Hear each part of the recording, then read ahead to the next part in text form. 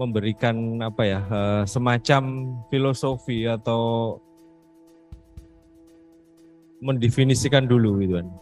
Pertama yaitu tentang bagaimana sih sebenarnya jurnalisme desa cerdas ini apa gitu kan. Ini saya ambil dari sebuah kata yang jurnalisme adalah kegiatan yang menghimpun atau mereportase atau penggalian data dan fakta yang ditulis menjadi sebuah berita atau artikel.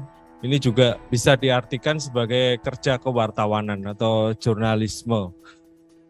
Terus kemudian desa cerdas adalah konsep yang percepatan pembangunan mendorong desa untuk memanfaatkan teknologi digital guna mencerdaskan kehidupan masyarakat dan menggerakkan kemandirian desa.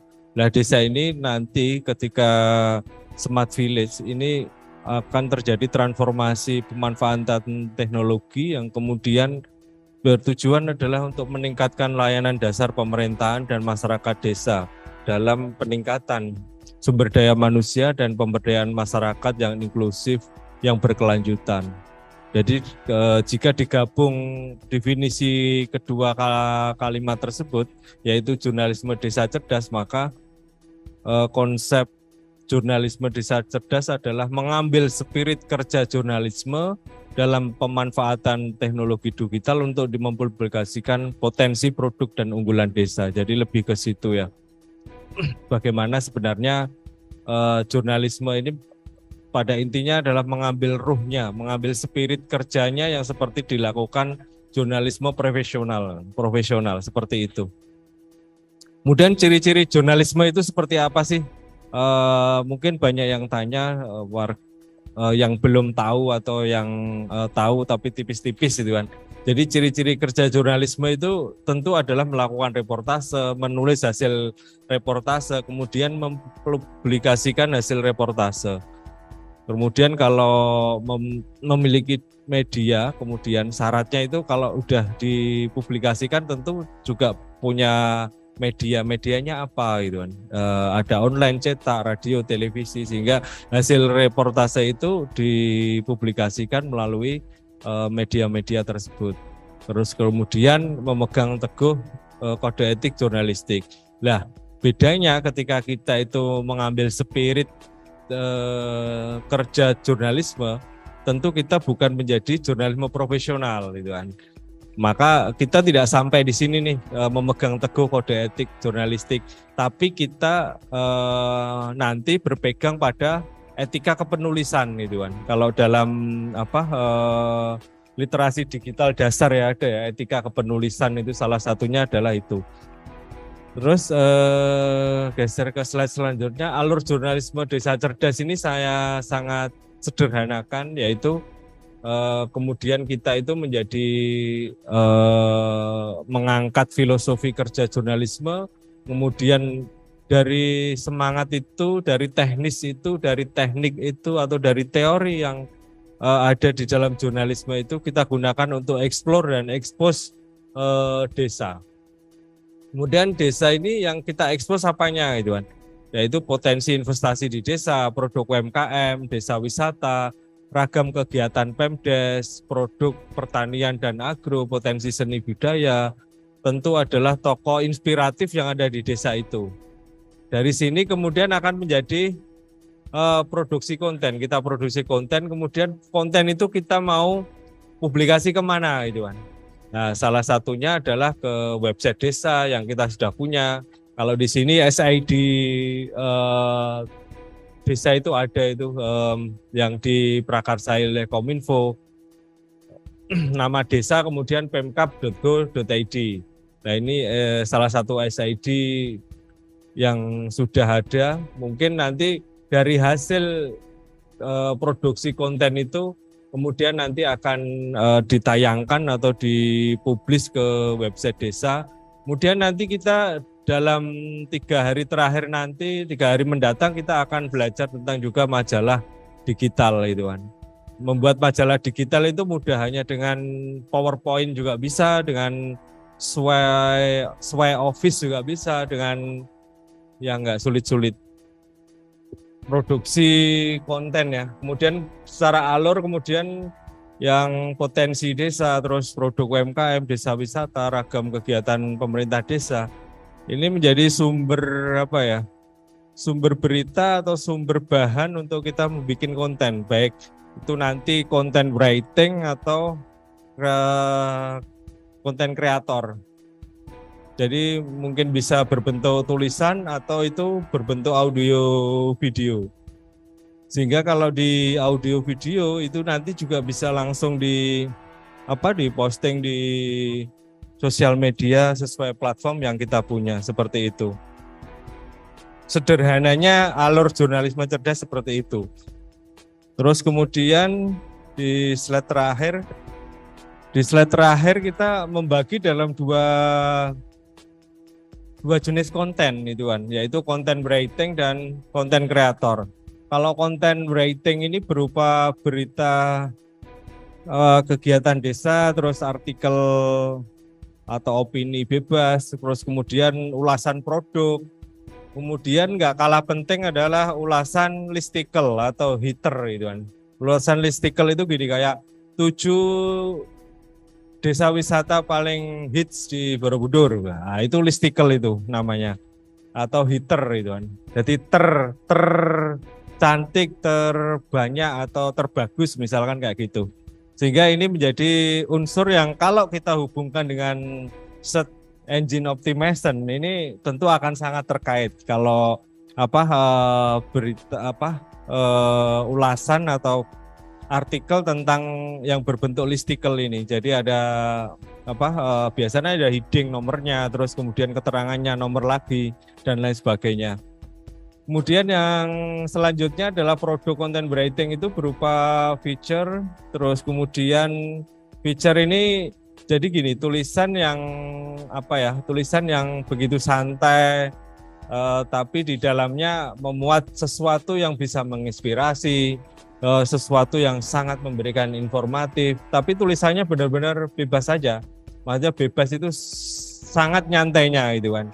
Misalkan contoh kalimat ya, di depan saya seorang anak muda sedang makan kardus gitu kan.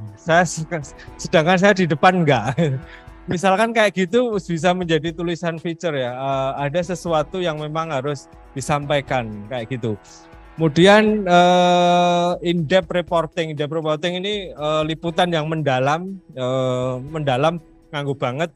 Jadi pakai banget, sehingga ini kalau kita hubungkan nanti di materi-materi 3 hari ke depan, itu nanti juga akan berhubungan dengan search engine optimization. Mengapa? Karena SEO itu kan setiap 3 bulan sekali berubah itu kan.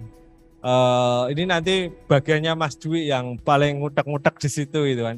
3 bulan sekali berubah, sehingga tampilan juara pertama di Google itu nanti juga berubah-ubah. Terus kemudian kita juga kalau dulu itu hanya 300 kata, kemudian sekarang AI-nya atau algoritmanya Google itu sekarang memintanya itu ada 500 kata lebih.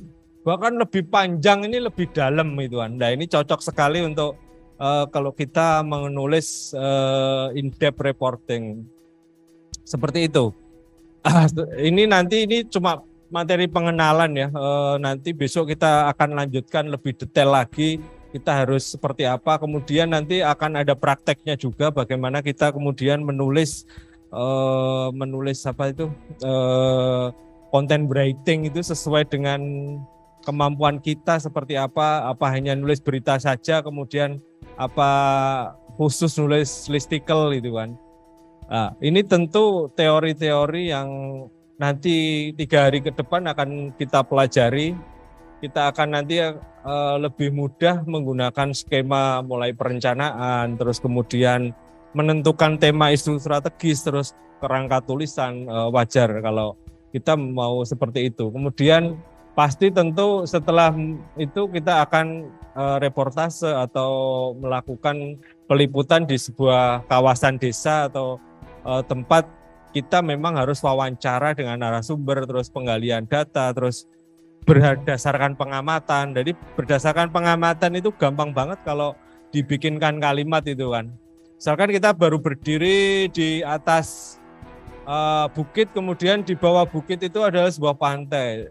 Tentu itu adalah tempat wisata itu kan. Nah, ketika kita menggambarkan atau mengamati, kemudian dari pengamatan itu akan menjadi sebuah kalimat. Kalimat itu akan bisa aja kita kemas menjadi kalimat yang indah, kalimat yang membangun emosional pembacanya. Disitulah nanti ada teknik-teknik khusus yang memang kita harus pelajari. Kemudian setelah melakukan wawancara atau pengamatan, penggalian data tadi, kita akan masuk pembuatan karya, mulai menulis tuh apa yang hasil kita dapat dari wawancara atau pengamatan atau penggalian data tadi. Kalau di video tentu diawali dengan storyboard, kemudian pengambilan gambar. Dari pengambilan gambar tentu akan ada editing, gambar apa atau video apa yang akan kita tampilkan, seperti itu. Ini hampir sama langkah-langkahnya bagaimana membuat sebuah content writer atau content creator yang sederhana, tanpa harus ngomong wah lo harus seperti ini, gambarnya harus seperti ini atau kalimatnya harus sekian kata gitu kan. Enggak. Kita nanti akan belajar lebih pada taraf paling sederhana dan paling bisa dilakukan oleh teman-teman yang ada di desa itu kan. Karena hari ini PR kita yang paling utama adalah bagaimana kita itu sebenarnya adalah mau istilahnya mau menulis itu sulit. Padahal hari ini orang seneng video, tapi tulisan itu memiliki segmen tersendiri. Jadi tanpa kita bisa menulis, kita nggak bisa kok tiba-tiba kita juara di SEO-nya Google atau pencarian di YouTube-nya Google itu kan. Di YouTube pun sekarang pasti ada kata kunci, nanti juga ada teori kata kunci ya Mas Afian.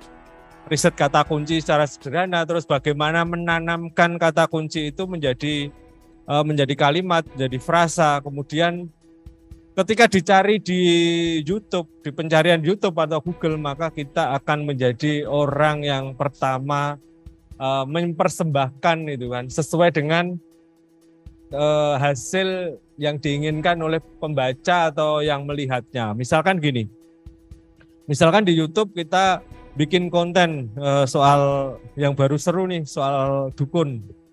Dukun ini kan ada perselisihan tuh antara Mas Udin dan pesulap merah itu kan. Misalkan kayak gitu, kita mau trending nih, kita targetkan mau trending. Kata kuncinya adalah pesulap merah dan Gus Samsudin ya, Gus Samsudin yang Blitar itu ya. Ini duta Blitar ada nggak ini? Saya nggak enak ini. Jadi ketika kita mau mengangkat misalkan tema seperti itu, tentu kita akan membuat kata kunci yang harus kita riset dulu atau harus kita detailing dulu, mana sih menggunakan pesulap merah atau kedua-duanya kita gabung gitu kan. Gus Samsudin atau pesulap merah lah, kalimat-kalimat seperti itu tentu akan menjadi hal yang sangat asik untuk ditelisik gitu kan, sehingga nanti kalaupun kita membuat konten dan dipublish ke YouTube, nanti orang akan mudah untuk mendapatkan karya kita gitu kan. Termasuk kalau di YouTube itu di target itu kan. Di tag-nya itu di dalamnya harus ditanamkan sekian gitu kan. Maksudnya sekian kata kunci yang memang harus dibenamkan di situ. Karena di YouTube itu teksnya juga bisa panjang. Sehingga kita dari tulisan itu kalau udah ada videonya bisa aja kita tampilin di YouTube. Nah, seperti itulah sebenarnya konsep atau teori dasar bagaimana jurnalisme cerdas yang kita pahami harus sederhana. Jadi kita jurnalisme cerdas itu mengambil spirit atau filosofi kerja para jurnalis untuk apa? Untuk membuat konten, baik itu konten writing dan konten kreator, potensi dan produk unggulan desa. Bentuknya apapun tulisannya, nggak harus berita juga sih, nggak harus opini juga, nggak harus ulasan pendek atau listicle. Foto dan caption pun nanti juga sangat bisa sekali gitu kan.